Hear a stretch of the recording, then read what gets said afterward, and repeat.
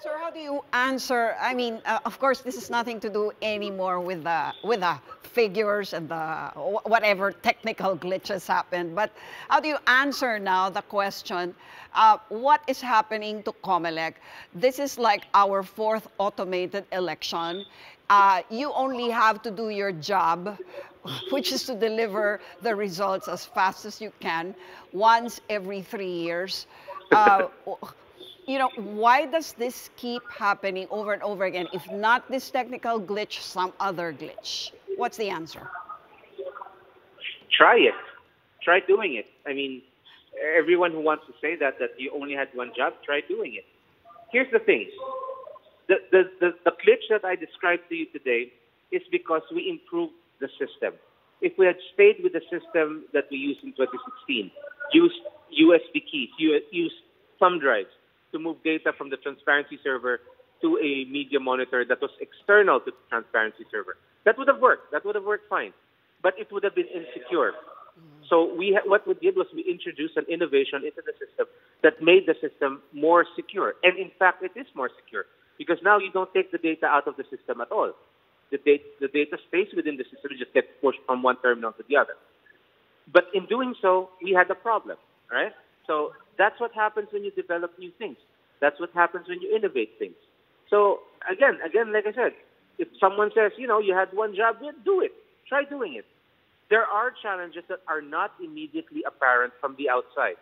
And that is the reality of these things. Okay. Not everything is as simple as just saying that, we want this to happen, therefore it will happen. It isn't always like that. And I think people should have, a little more patience in the sense that, try to understand what the problem is first before jumping into any conclusions. Sir, how different is the system that we have now compared to 2016? Because I don't recall in 2016 having the same problem of congestion going to the media servers. No, we didn't have that problem in 2016 because in 2016, while we did have the same basic setup where you have the transparency server receiving the data and then pushing it to the media, it's the connection between the transparency server and the media monitors that changed.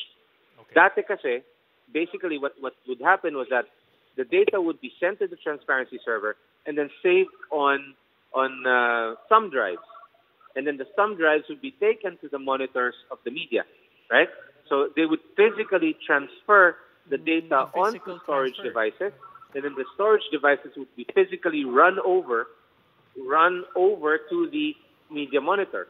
Okay? Mm-hmm. Okay, it's sir. like speaker net in there. So yes, now, sir. What happened was in 2019, we set up a sort of a file transfer protocol where we would no longer have to put the data onto a hard drive.